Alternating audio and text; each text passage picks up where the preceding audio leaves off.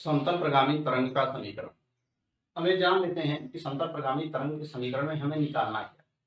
जब कोई माध्यम में कोई तरंग उत्पन्न होती है, कोई भी माध्यम हो, तो उसमें कण जो है सरल आवर्त गति करना शुरू कर देते हैं।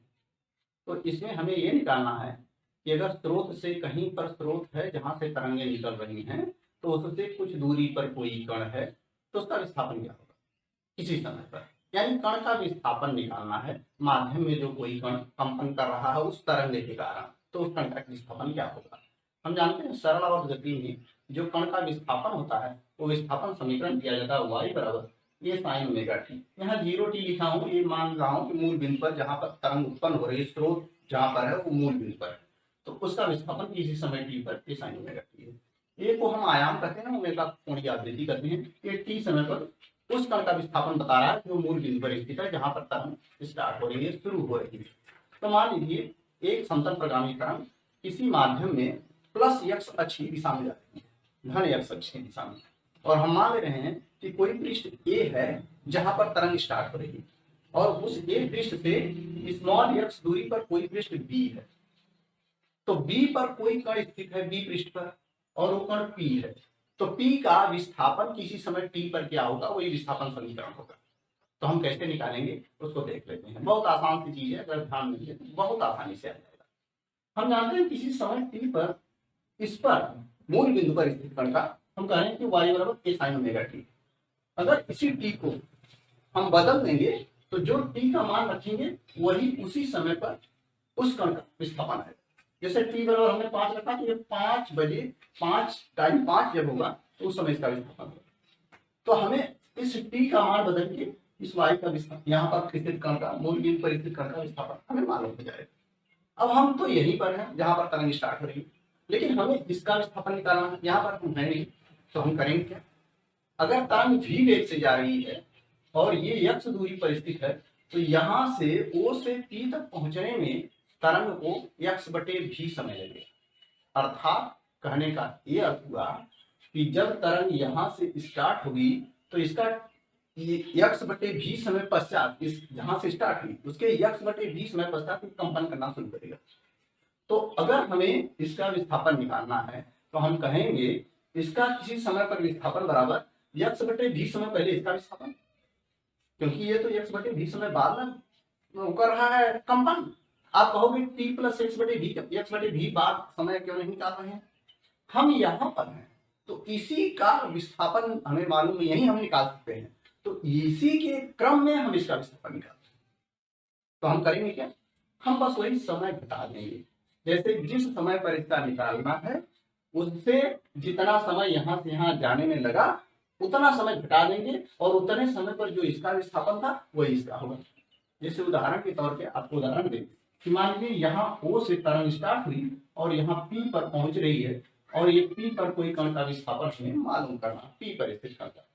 O पर मान लीजिए तरंग 10 बजे स्टार्ट हो रही है, 10 बजे, और यहाँ से यहाँ जाने में 5 मिनट लग रहा है, 5 मिनट। तो ये कण कंपन करना शुरू करेगा 10:05। ये होगा, यानी 10:05 पर इसका विस्थापन वही होगा जो 10 बजे इसका था। अगर मान लें हम इसी को कह रहे हैं कि इसका 10 बजे निकालना है, 10 बजे इसका, तो 5 मिनट पहले जो इसका विस्थापन था वही इसका होगा। तो इसका 9:55 पर जो विस्थापन होगा वही इसका होगा। यानी अगर इसका विस्थापन निकालना है 10 बजे तो 9:55 पर इसका विस्थापन निकालेंगे। ये 9:55 10 बजे में से 5 मिनट घटाने पे आए। तो अगर हम कहें कि इसका t समय पर विस्थापन निकालना है, समय t पर, और यहाँ से यहाँ जाने में समय तक कहा है x/v, क्योंकि x दूरी है, v तरंग की चाल है, तो t में से इतना समय घटा देंगे, वही समय पर जो इसका विस्थापन होगा वही होगा।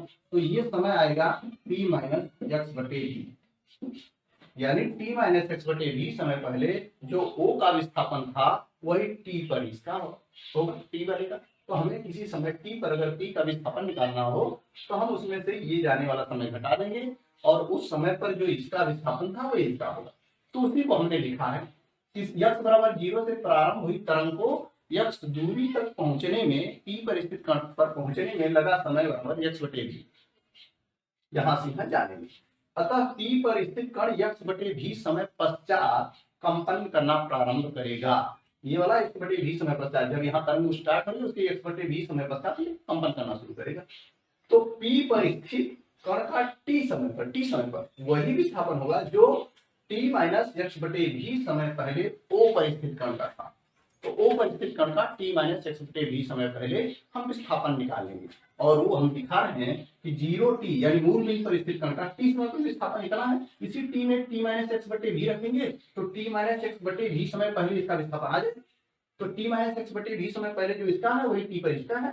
तो हम लिखेंगे इसको इस तरह से, y यहाँ लिखेंगे y कहाँ का विस्थापन, x दूरी पर स्थित, तो यहाँ x लिख लिया, कितने समय पर, t समय पर, बराबर कितना होगा y, हम यहाँ पर है इसी का विस्थापन के रूप में निकालना है। तो y मूल बिंदु पर स्थित कण का कितने समय पर, t से x/v समय पहले, तो लिख लेंगे t माइनस x/v समय पहले।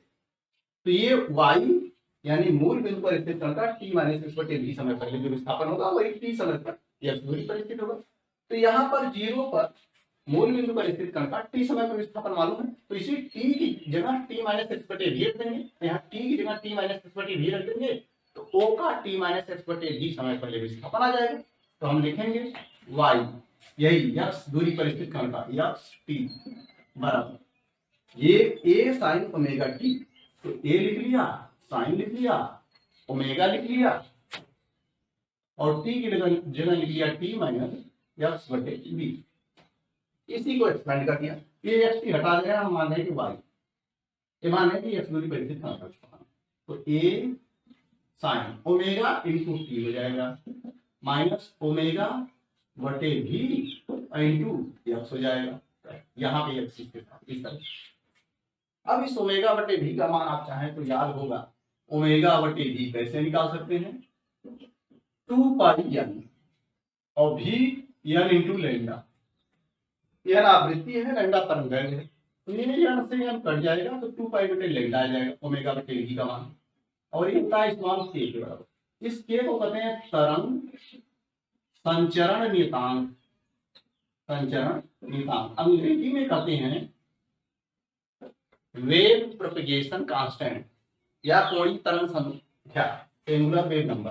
तो अब इस k का मान यहाँ रखेंगे तो हमारा जो समीकरण मिलेगा y बराबर a sine omega t minus kx, यही x दूरी पर तरंग स्रोत से x दूरी पर स्थित कण का किसी समय t पर विस्थापन समीकरण है। ये तरफ समतल प्रगामी तरंग का समीकरण, ये कई रूपों में लिखा जाता है। ओमेगा का मान यहाँ पर जैसे हम लिखे हैं, ओमेगा का मान ये भी होता है 2 पाई बटे कैपिटल T, और k का मान 2 पाई बटे लेंडा होता है। तो इस समीकरण को इस रूप में भी लिखें, y बराबर a साइन ओमेगा की जगह 2 पाई बटे t लिखेंगे, तो 2 पाई बटे कैपिटल T ये आवर्तकाल है, इंटू स्मॉल डी माइनस ये लिख लेंगे 2 पाई बटे लेंडा इंटू x। 2 पाई यहाँ है तो कॉमन ले सकते हैं, तो y का जो समीकरण आएगा ये भी आएगा a साइन 2 पाई कॉमन ले लिया, यहाँ बचा क्या, स्मॉल t बटे कैपिटल T माइनस x बटे लेंडा। तो ये भी समीकरण होता है, ये समीकरण और भी सारे समीकरण होते हैं। तो इस तरह से आवर्तकाल के रूप में रहा, ये हमारा ओमेगा और k के रूप में रहा, ये समतल प्रगामी तरंग की समीकरण।